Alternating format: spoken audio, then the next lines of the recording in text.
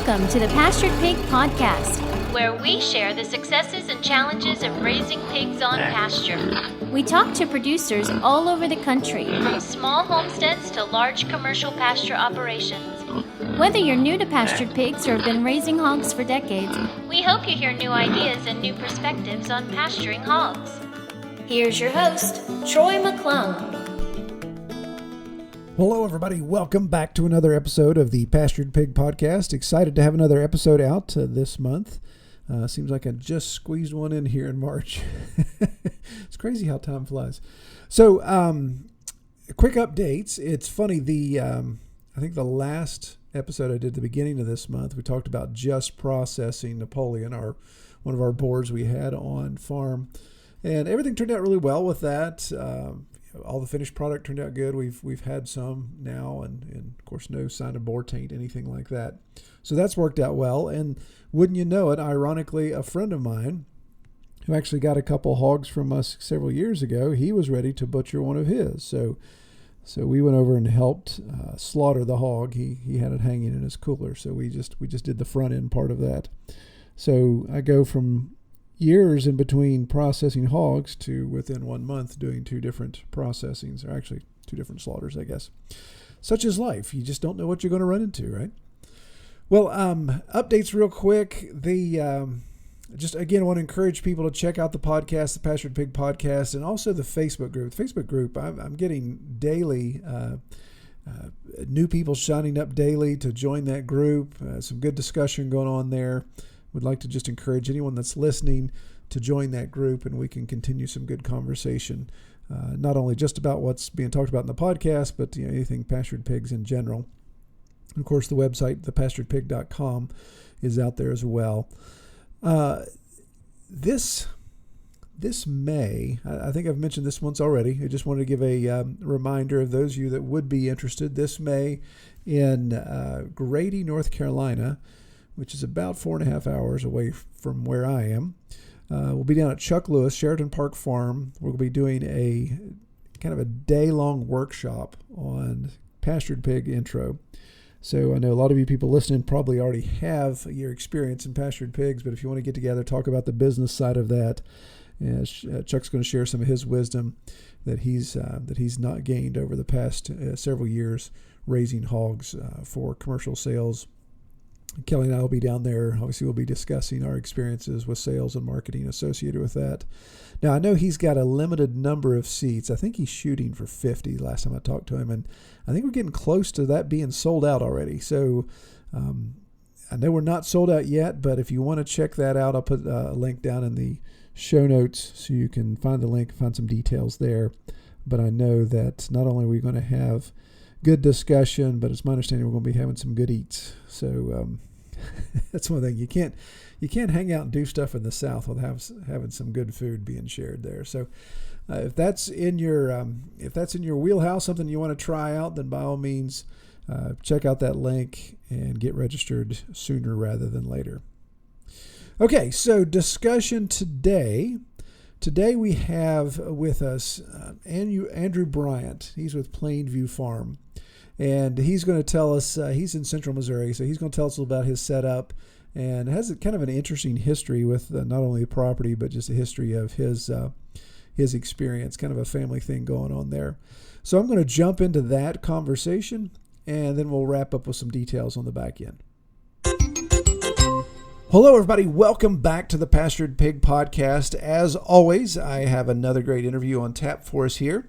And today I have Andrew Bryant from Plainview Farm in Central Missouri. Welcome, Andrew. Hello. All right. So how are things in Central Missouri right now?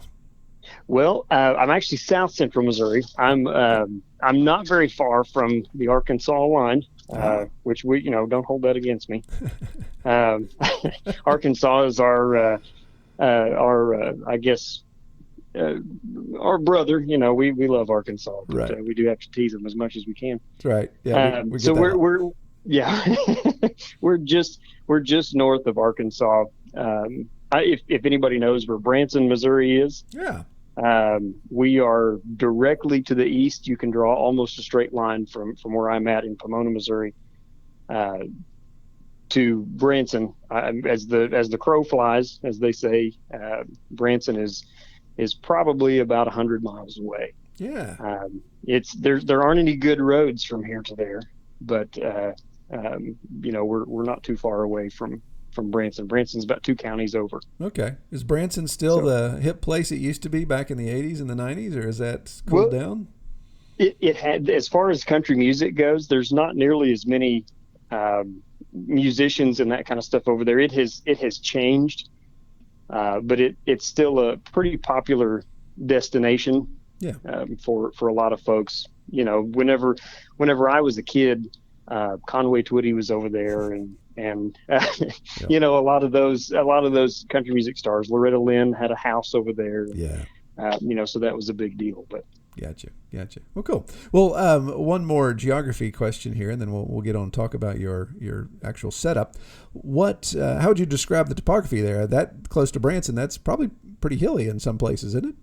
It is in some places. Where I'm at, I'm actually on a plateau. Oh. A little bit of a plateau here. We're kind of up compared to some areas, and the county that I live in is Howell County. And actually, the great thing about this county, I love where I live. I love Missouri. One of the great things about this county is we have a wide variety of geography, topography to see here. There's a little bit of plains. There's some spots that are, I guess, hilly. I wouldn't call them mountainous. For the hillbillies here, for us, bucktooth, barefoot hillbillies, we think we think of them as mountainous. Right. A lot of rocky hills, but there's also some river basin, really rich soil places. I don't have any of that, unfortunately, on my property.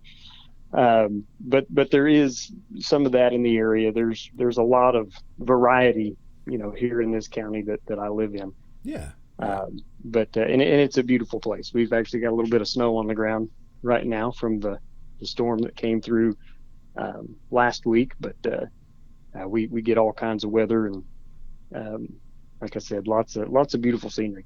Good deal. All right. So tell me a little bit about Plainview Farm. Now, obviously, first of all, since this is a podcast, it's audio, people aren't picking up on the nuance of your name. You actually spell Plainview Plane, correct? Not plane as in the plains of the Midwest. It's plane as in an airplane. Why is that the case? Correct. Okay, so the history. All right, now here's a history lesson on the property, and I tell people that they probably get tired of hearing me talk about it because I love to talk about it. So if I go on for too long, by no means, we'll say, Andrew, that's enough plain talk. Yeah, that's right. But this property was originally purchased by my great grandfather shortly after the Depression, and he lived here. My grandfather was one of 13 children. And they lived here. My understanding is there was a house where my house sits now that burned down. And my great-grandfather took most of the kids, and they moved out to Washington to pick apples. And my grandfather, he bought the farm from his dad. He was one of the older of the 13 children. And he bought the farm from his dad. And he raised beef cattle. I think he did some milking over the years. So where I live now is where my dad grew up. The house that I live in now is the house my grandparents built when my dad was a teenager. And we purchased this property in 2019 and had to remodel the house and all of that. But Plainview Farm is actually the name that my wife came up with, because if you look out our back door, there's an airport. Oh yeah. Okay. Just right out our back door. I mean, you can look out here and you can see the runway because that airport sits on my grandfather's farm. My grandfather, I'm not exactly sure how many acres he did own at one time, but in this one spot, I'm thinking that it was about 240 that he had built the farm up to. And in the early 1970s, he sold a little over 200 acres. He kept 20 which is what I own now. But he sold the rest of it to the Ozark Development Corporation, and now there's an airport, our local regional airport for the city of West Plains, is, like I said, in my backyard. And then there's a Caterpillar plant and a couple beverage distributors. There's a few other businesses, that are located back here. They turned it into an industrial park of sorts, for the community. And that was one thing that Grandpa talked about. He was afraid that farming was not going to be, something that you could do to make a living. And so a lot of the neighbors here, they all got together and they agreed that they would sell the property to be developed. And so Grandpa, he was one of those that sold his farm, which he did have the benefit of renting it back. My grandfather passed away in 1994, and he rented his farm back from the 1970s until which I was born in 1985. But he leased the all of my life, and then my dad leased it for a while after that and ran cattle on it. The airport was built, I believe, in 1988. So that was neat. Whenever I was a kid, we ran all over this area. Now there's no trespassing signs up, but right. But we used to deer hunt, and my grandpa was a turkey hunter. We went all over the place because it was, in our eyes, it was still Grandpa's farm, even though he didn't own it anymore. But right, yeah. But yeah, it was home, and that's the thing. One of the things I love about the place is it's home. I've spent my entire life here. My parents' house was not very far from here. So I spent a lot of time here whenever I was a child at Grandma and Grandpa's house, and to be able to be here now is, it's the best thing I can think of. So yeah, very good. Yeah, I love the family history element of that, and even though it's not the whole farm you still have in possession, the stories and the memories that go along with that, that's pretty cool. Absolutely. Yeah, so I guess airports these days really don't have a sense of humor when it comes to maybe grazing some pigs on some of their property or just kind of hanging out. Well, whenever I bought the property, the place had grown up quite a bit. The house had been empty for about 10 years or so, maybe a little more. Whenever my wife and I bought it, and my brother raises beef cattle, and I asked him, hey, bring some cattle over here and let them eat around the brush. So, we can get in. Well, the fences were in disrepair, and we kind of patched where we could. And one day I got a phone call from the airport, and they said, hey, we understand that you're, fixing up the old house there, and let you know there's a bunch of cows out here on the airport. And, and my brother travels for work, so it was up to me then to go wrangle all the cattle and get. Naturally they found a hole in the fence. Yeah. And they ended up on the airport. So I chased cows around on the airport there for about half a day. There you go. Trying to get them back in. So far, I may regret saying this, but so far I haven't had to chase any pigs out there. So yeah, that's a unique stress. A loose animal's bad enough, but a loose animal on a runway. Right. Absolutely. That has a greater consequence potential there for sure. Well, so Plainview Farm, if I understand from your pre-screening info, this is kind of a new gig for you all, but this isn't your first rodeo when it comes to dealing with this type of a farm activity. You all had an operation prior to this, correct? Correct. This is our second go around. I worked in insurance. I was a claims adjuster, and I did a lot of traveling, which I did not like. And so I wanted to find something else. And I actually now I'm in. I work for the local county, but I'm also in ministry. And so that's what I do as a day job. But in 2013, I was able to get away from traveling, and my wife and I had a property that had some land with it, and we began a direct to consumer type operation. That's what, I read all the books and, all the Salatin books and all the stuff that everybody reads, whenever they want to think about farming, which farming has always been a part of my life. As a kid, I grew up on a farm. Grandpa had cattle, Dad had cattle, and everybody in this area had cattle. This was also at one point a very popular pig area. A lot of people raised hogs in this part of the world before the big hog barns took over and killed the small farm market. So I wanted to do the direct to consumer thing. I thought, well, that sounds really neat. So my wife and I, we jumped in, with both feet in 2013. I took a pay cut to stay home and farm and do, the other things to help pay bills that I could do. And we raised pastured poultry. We had pastured eggs. We did the pastured pork, which I've tried out different breeds. And we can talk about that as well. But I sold wholes and halves of pork, and then I raised cattle, and then later on we started to buy some goats as well. But so we had all of this going, and we really started to take off over 2014 and into 2015. We were actually, I mentioned Branson before.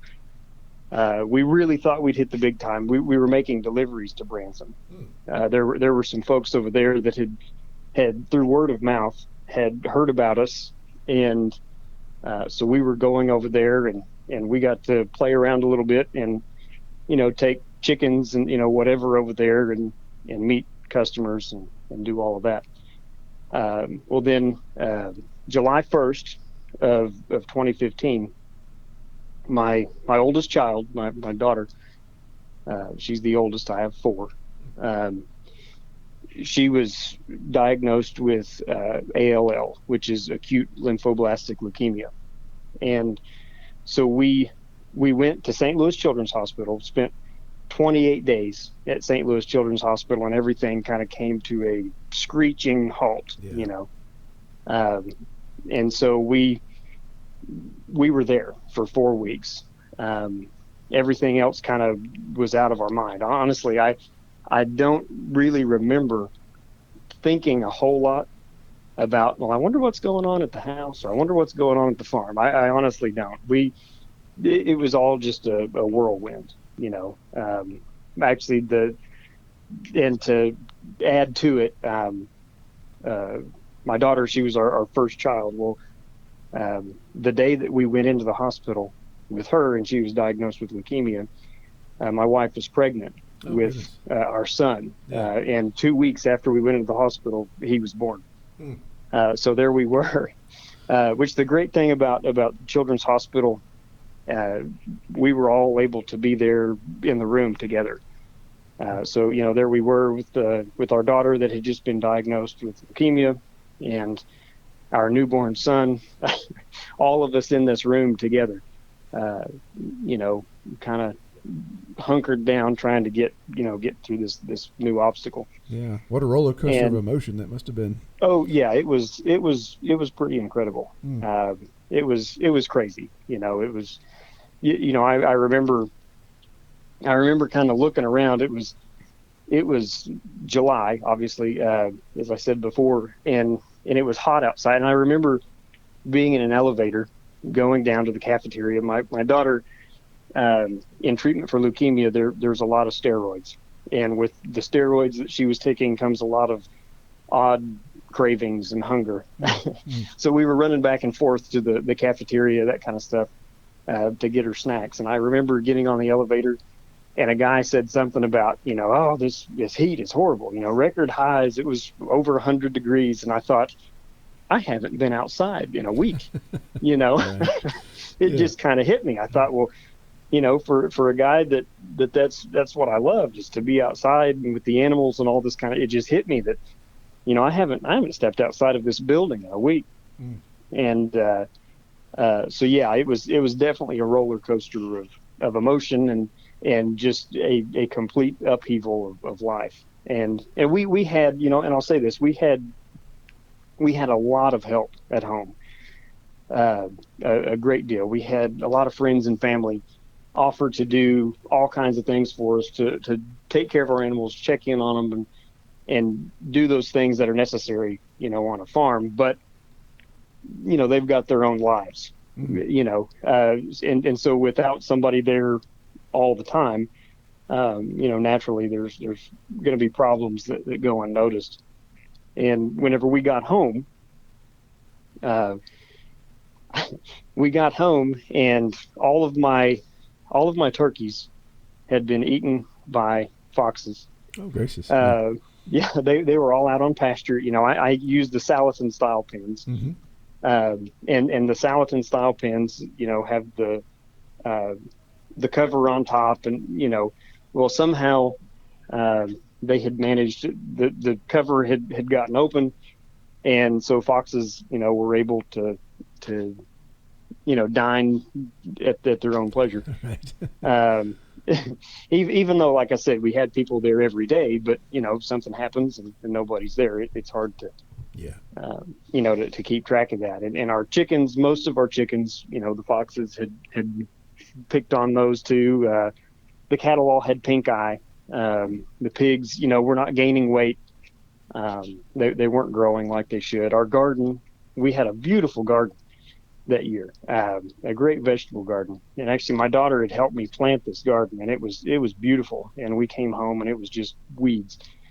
In just that 4-week span, it had just been completely taken over, and most of the plants were either dead or dying, from just the neglect, for 4 weeks. But so we get home, and we kind of limped along for a while. We went into get by mode. I ended up selling all of the livestock except for the goats. We kept a few goats. My daughter loved the goats, and it was one of those things, whenever you have a child sick like that, you give them basically anything they want. Right, exactly. Yeah. And so she did. That was the thing. She got nearly everything she wanted, and she wanted to keep the goats. So we absolutely, sure, yeah, we'll keep goats. And so, and the thing too was she got out and she messed with the goats, because the goats were small and she was small, and it just worked well. But the pigs, we already had we had buyers for, so we finished those out, and sold those, but we didn't buy back anymore.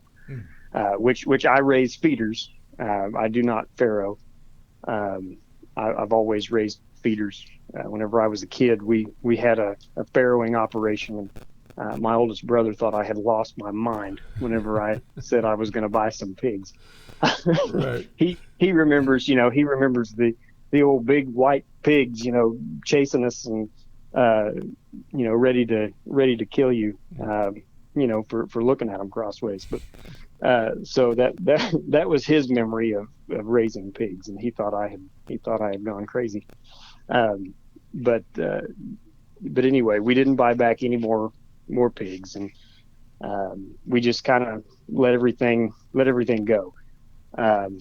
We had to go back for treatment. We had to take her for treatment every 10 days there for a while, which we are 200 miles away from St. Louis, which is a 3-hour drive.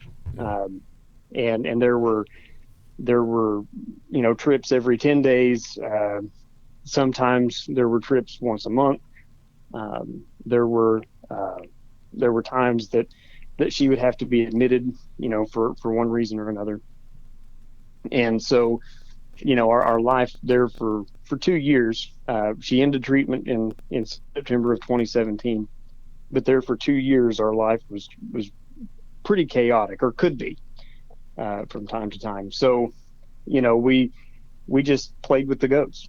And in 2017, we did sell the property that we owned at that time, and we had a place in a nearby town that was available to us, and we lived there for 2 years, and it had a little bit of acreage, had a few acres there that we were able to keep the goats, and just kind of play around and heal, which is kind of what we did. Took that time to recover and lick our wounds, so to speak, and kind of decide what we wanted to do. And we had thought about buying my grandparents' property,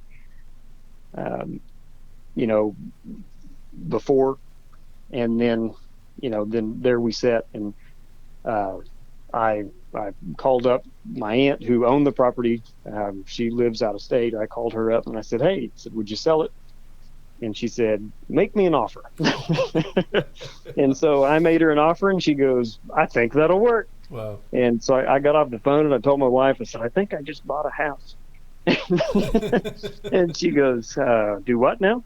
And I said, "Well, I think I just bought Grandma and Grandpa's house." So, then we ended up here. We went through all of that, and got the property bought, and the house was in disrepair, and we all but rebuilt it. I mean, if it was anybody else's house, I would have pushed it in and struck a match.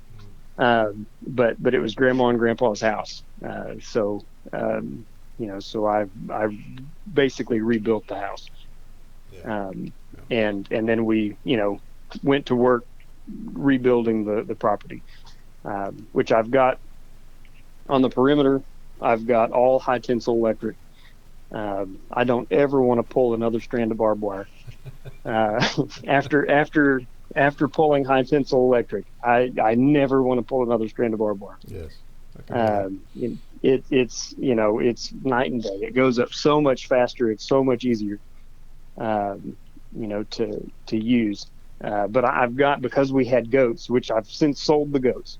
The goats are gone. But we had goats at the time, and they were here. And so I had 7-strand high tensile electric with the SpeedRite 6000i energizer, which really packs a pop. Yeah. I had a cow one time that she was on the other side of the fence, and I was trying to get a good look at her, and I leaned over, and I thought I was far enough back, and I had a big old wad of keys in my pocket, and the fence arced and touched those keys in my pocket, and I thought it had blown my leg off, but I'll tell you that it will bite. Yeah. It packs quite a punch, and I've got ground rods in several different places. They say there's the instructions on ground rods. Well, I've discovered that ground rods are, your grounding system with electric is your fence. Exactly. And so I've got ground rods at different places throughout the property, and it's all tied back into the wires that are not hot, and those go back into the energizer. So if anything tries to go between the wires, jump through the wires, they're still going to get bit. Right. Yeah.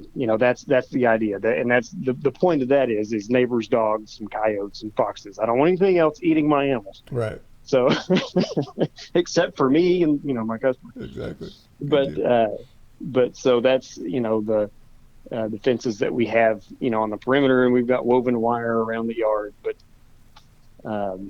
because I have experienced that, and we have small children, and that was a requirement.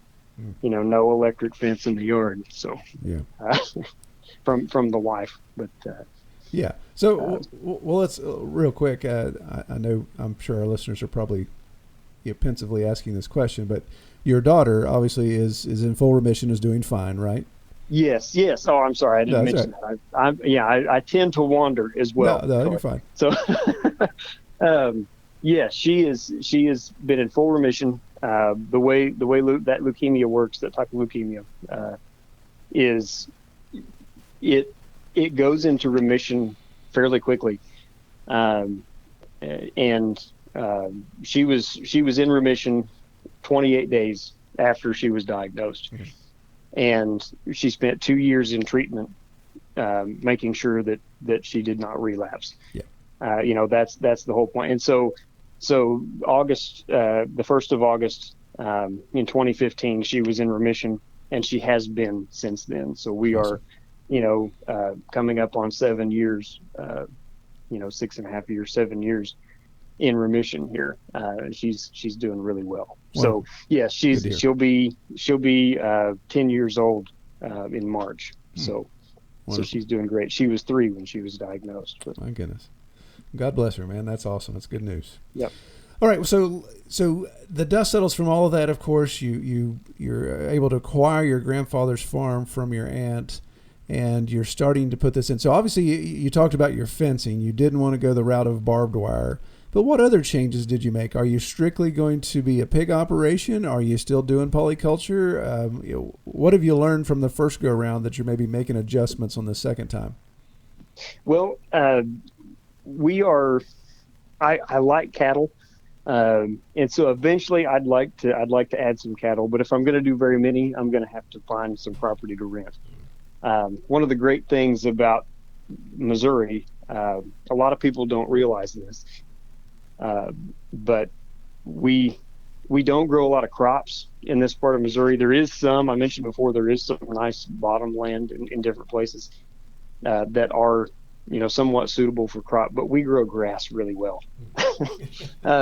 We grow, you name it, any kind of grass, we can just about grow it, and grow a lot of it really well. So we can pack a lot of livestock into a small space, which is great. So for intensive grazing, that's incredible. We've got a lot of people in the area that do management intensive grazing on their cattle, and it blows them away whenever other people around the country, whenever they hear that this guy, he's got 80 acres and he's running 40 head of mama cows. Right, so yeah. between the grass that he's growing and hay production, so which I mean, that's not, that's obviously not the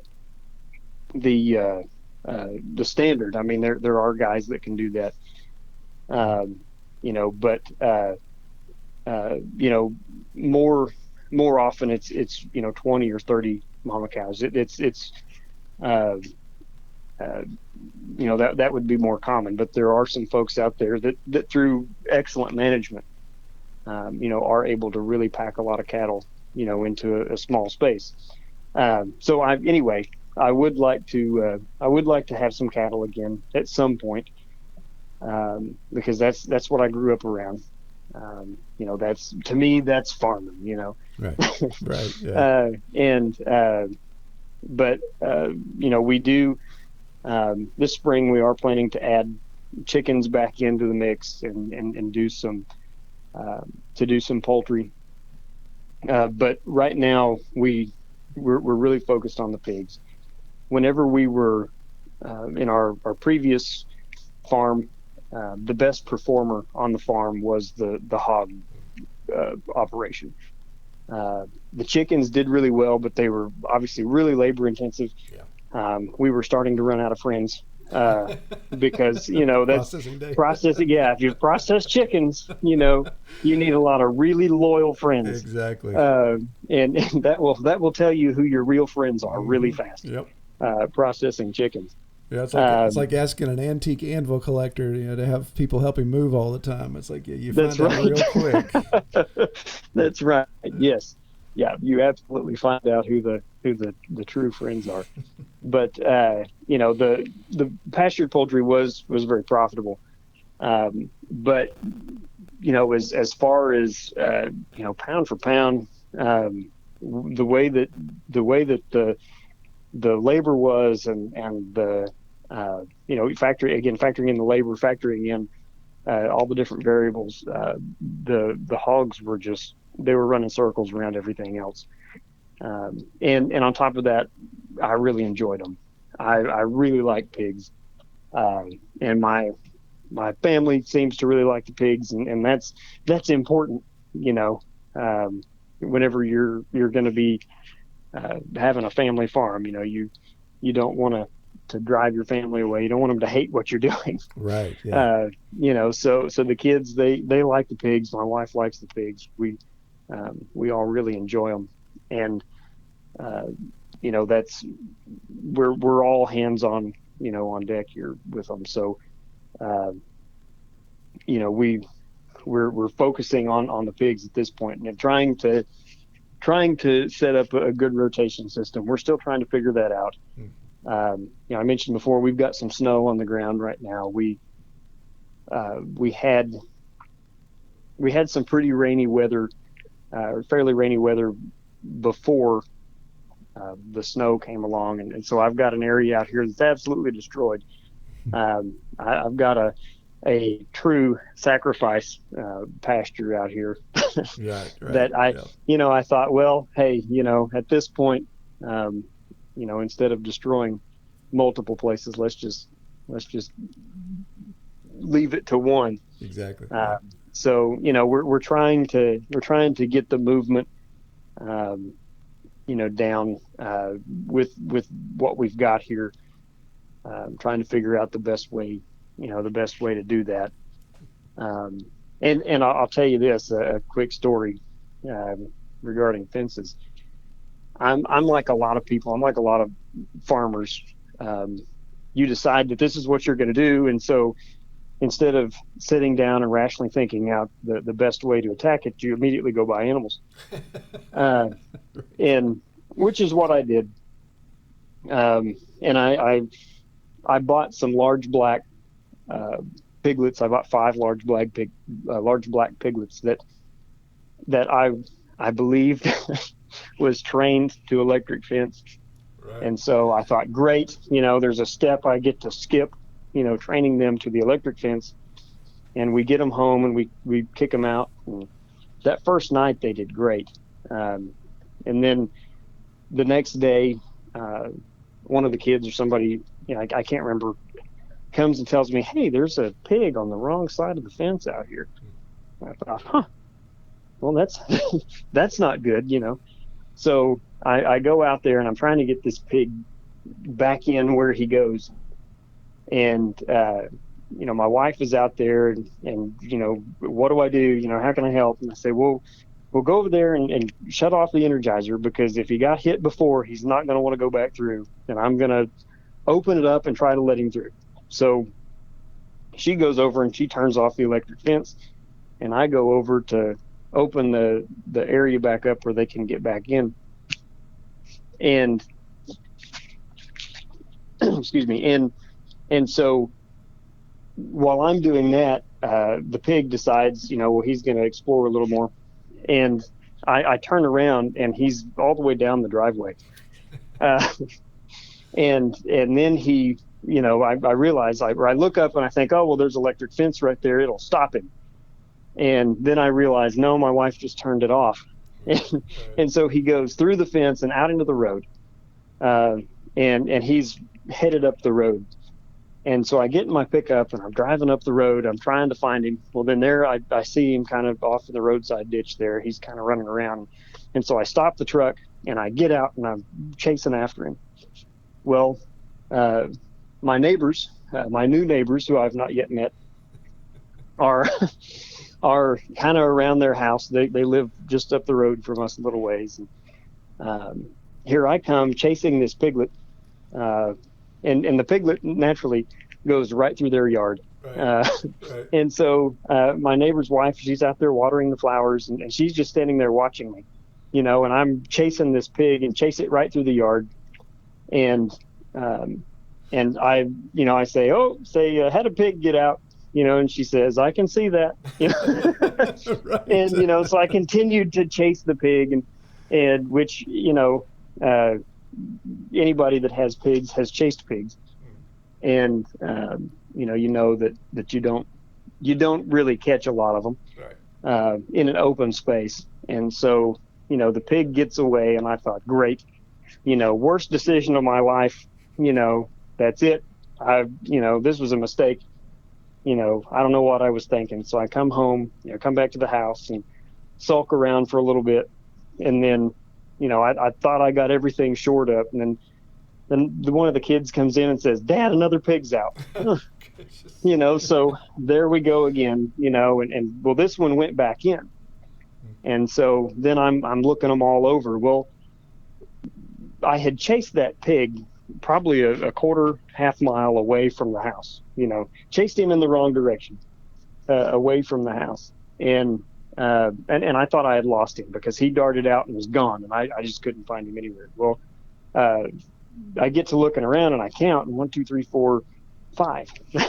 That was him. He had come back home, which blew my mind. Okay. Because here he's, just this little piglet, and which he was gassed. I mean, he's laying there. Once he got back in where he was supposed to be, he just laid there, and he's trying to catch his breath. And this is in the summertime. So everybody's hot and mad and tired. But so I was really impressed, that this little piglet found his way back home. Yeah. Especially all of the stress and anxiety that we had all just been through. But exactly. Yeah, I think we probably all could share a similar story where one gets out, or you think it's wandered off, and the next thing you know, it usually beats you back to the house. I've run into that in the past. It's like, how did you beat me back here when I thought maybe I'd lost you for good? And that's I thought for sure that he was gone, but that's how I met my neighbors, though. Yeah, so. There you go. Yeah, that's always a good icebreaker there. It's like, I'm the crazy guy that ran through your yard. That's right, with the pig, chasing the pig. So why did you settle on large black? I know you've got a little bit of breed history there. You've kind of played around with some breeds. So why did you settle on large black?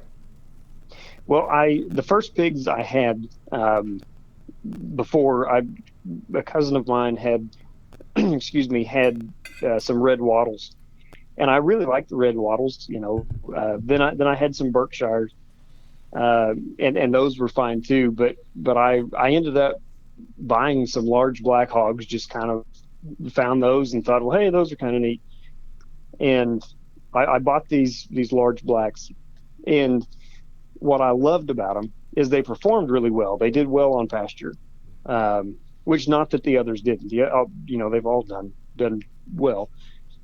But the large blacks were docile. They were very easy to handle. They were, they didn't get worked up. Of course, naturally, I just told a story about having to chase one halfway across the country. But they were really good to work with. And that's kind of the way that I view things. I'm working with them, and so we're a team, even though we're going to eat them at the end, right? We're still working together here. And the way that we raised cattle growing up is, and I'm sure a lot of people, have heard this before, but, that old cow, she'll run you out of the pasture, she'll get you down if you're not careful, watch out for her, but she sure raises a good calf. Right. That was kind of the mentality at times, some of the cows, watch out for that cow, well, I didn't like that. I didn't like being chased across the field, at all whenever I was a kid. And my brothers used to do that. They would hand me a bucket and say, hey, take this bucket over there. And I wasn't smart enough to realize what they were doing. Right. And so I'd get chased around by cows. Well, I want livestock that is easy to work with.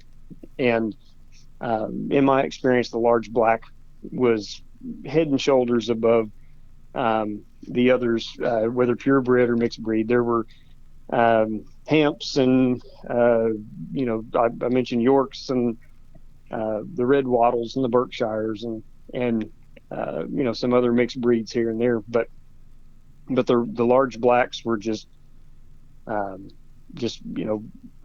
by far in my experience the easiest to work with, and they're a really long bodied pig. Yeah. That's another thing I love about them. I love bacon and I love pork chops. So I think that if I want a pig that's gonna grow a lot of bacon and a lot of pork chops, that's what I want is something like a large black. But what I have now, they're actually a cross. I've got some that are, pure large black, but I also have I have some that are a cross with a Hereford, which again, the cattle background, black baldies are the best kind of cattle. Well, I've got some black baldy pigs out here. Yeah. So Right. they're black white faced pigs out here, and I've really liked those. Those have been really, which is the first time I've had any kind of Hereford genetics in anything that I've raised, but I'm pleased with them as well. They are a rooting pig. I think that Hereford does influence that a little bit. In my experience with these is they may do a little more rooting than some of the others have in the past. But given the condition of the property that I'm on right now, I'm not all that upset about it. Right. Yeah. Disturbance is what you need right now. generates regrowth. Yes, and that's what I need. And so they are doing an excellent job at disturbing the soil. Yeah. I've found, in my experience, I've found that whole rooting issue is so relative, because I have large black Tamworth cross, and they do seem to be much easier on the pasture compared to what I had before, which was Duroc Hampshire. So it's interesting, and then also with the time of year, the topography. Like I think at times they just love, since they're on woodlot on our place, they just love rooting up roots, because there's just so many flavorful roots. So they go after the forested area way more than they go the clear area. So it is interesting. Which in mine is mostly clear. I would love to have some woodlots, and we did on the previous property, but this is all open. What Grandpa kept were, right here next to the house. These were his, by and large, his hay fields. And so now they're grown up.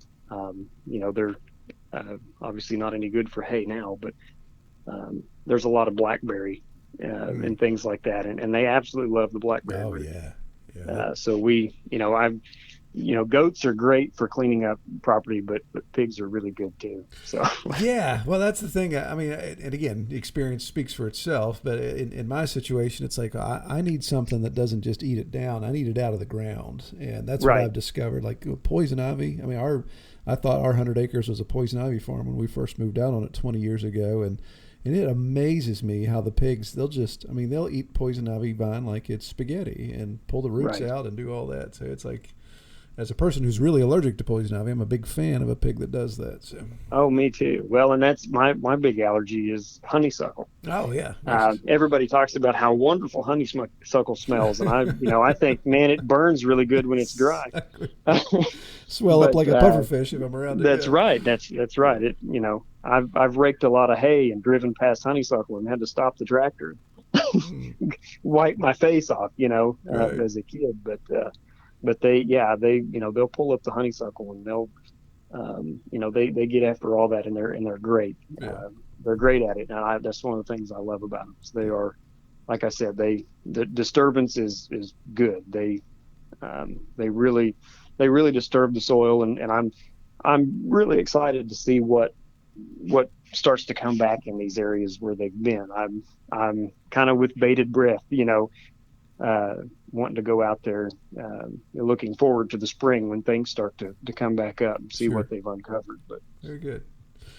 Well, Andrew, you've mentioned a little bit. I want to talk to you about your kind of short/long-term goals. So, like the next 5 years, I know you've talked about obviously bringing chickens in, possibly cattle if you can get some additional land. But what do you see in the next 5 years is in store for Plainview Farm? Well, we are. We're hoping to really get our hooks into the retail cut end of things. That's where we see the greatest profitability. Most of what we have now, we've got buyers for, to take to the processor, and some of them are they're going to come get them and take them to the processor themselves. And that's generally what we've done in the past. But we're going to try to make a transition or start moving that way. toward attracting some of the retail cuts, which I don't know that we'll ever stop selling wholes and halves, that kind of thing. Not that I necessarily want to stop doing that, but I really do want to get into the retail cuts and explore that. And so that's where I'm hoping if you look back at us in 5 years, that we'll have a really strong individual retail cut presence in our local market here. Yeah. We've got a really good farmers market here locally, and there's a handful of folks in the area that do retail cuts, but not a lot. Most of the people in the area, they're selling wholes and halves. Folks that are doing this type of farming. But yeah, no, that's great. That's good, finding that niche, finding that need, and I assume you'll have a good USDA processor close by that will help you facilitate all of that. Yes, we do. We've got a couple. We're actually a very rural area. Our part of Missouri. There's not a lot of people in the area. Our county, there's a little over 40,000 people in our county, and we're the largest county for 100 miles. Wow. Yeah. So yeah, we are very rural. But at the same time, we have a lot of people here that, they like quality, which, who doesn't? But we've got a couple processors that are just up the road that are USDA facilities, and which we also, in the state of Missouri, we have a state program, state inspection program that the USDA recognizes as just as good as USDA, so long as you don't cross state lines. But right. Yeah, so we've got that available, and there's actually a lot of processors with the pandemic and the changes in the marketplace. There's a lot of processors that have really started looking at becoming USDA facilities in our area, solely because they know that the demand is coming. Yeah. Or they've had phone calls, they've seen that kind of thing. So start to pop up. Yeah, we're excited. We have a brand new one opening that'll be the closest option that I've ever had, and it's very state of the art. So we're excited about that, and hopefully that'll be a good opportunity. Well, Andrew, before I let you go, I got to ask you the question I ask everybody, and what is your best experience or favorite part about raising pigs on pasture? I'll tell you this. Whenever I was a kid, my dad would go out and he would sit down on a bucket, turn it over, and he would watch the cows just be cows. Right. And I have found myself doing the same thing with the pigs. I love to go out there on a afternoon, in the sunshine, rain, whatever, and just watch them. Just watch them do their thing. Just watch them be pigs, be the way that God created them. Yeah. And I get a great deal of enjoyment out of it.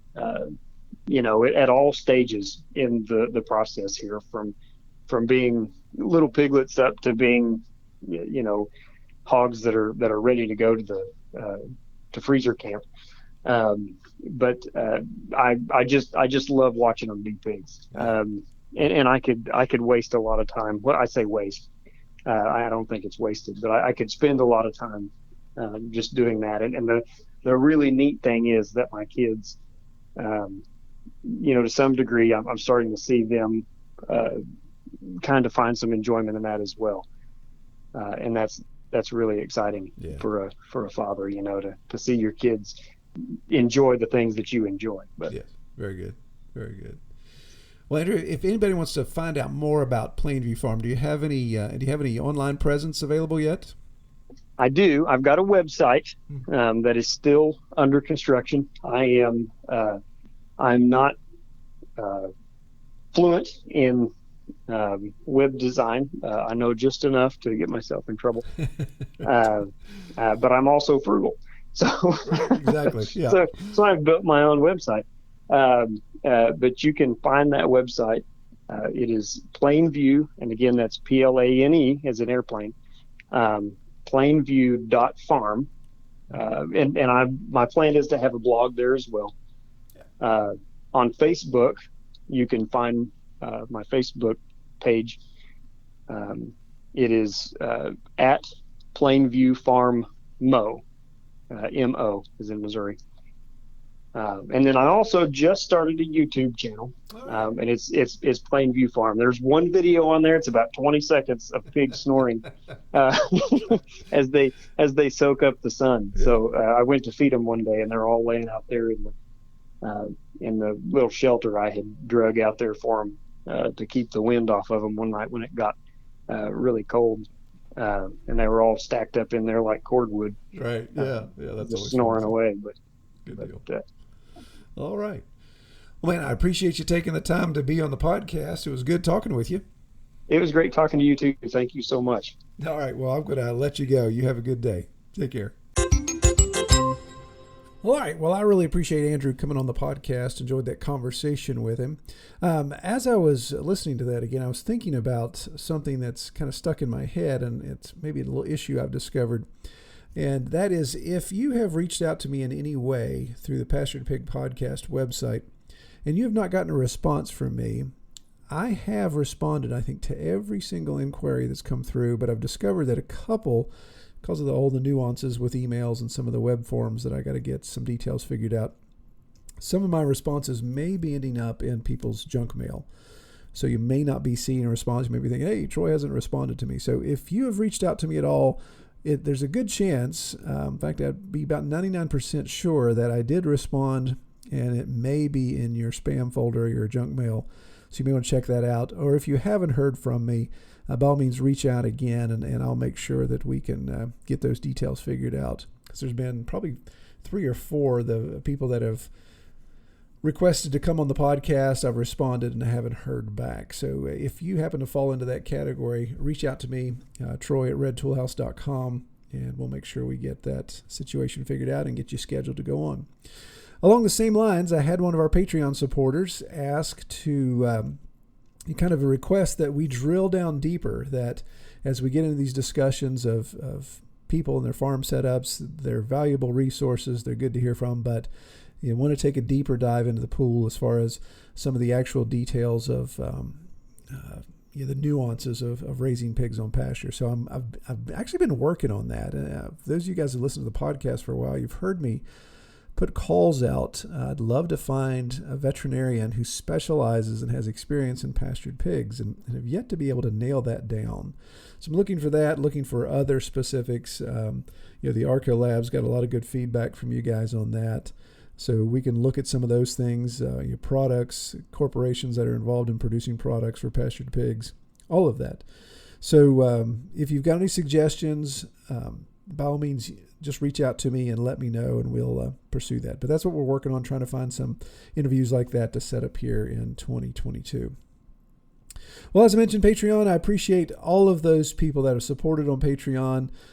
Just really, man, it means a lot to me that you guys take the time to go sign up, to part with some hard-earned money. I know right now there's just it's crazy economy right now. It's tough to part with that type of stuff, but I really appreciate those that have helped. That goes a long way in being able to keep what we're doing going, and obviously even try to grow it more. So if you haven't yet and you keep thinking about doing so, then let me give you this little throw out there, prompt you to maybe go to the Patreon page and toss in your support as little as $5 a month, and can support the podcast and all the effort we're doing here. Well, I've got some good interviews lined up. In fact, the moment that I'm recording this bumper, I'm going to transition over to another interview. So this is what we call high production here. So we're putting stuff out as we're putting new into the queue. So we should have stuff lined up well for April and May, and look forward to sharing these stories with you. All right. Well, I pray you all have a great week. Take care. We hope you have enjoyed this episode of the Pastured Pig Podcast. To learn more about our podcast, or to submit topics or recommend guests for future episodes, visit redtoolhouse.com.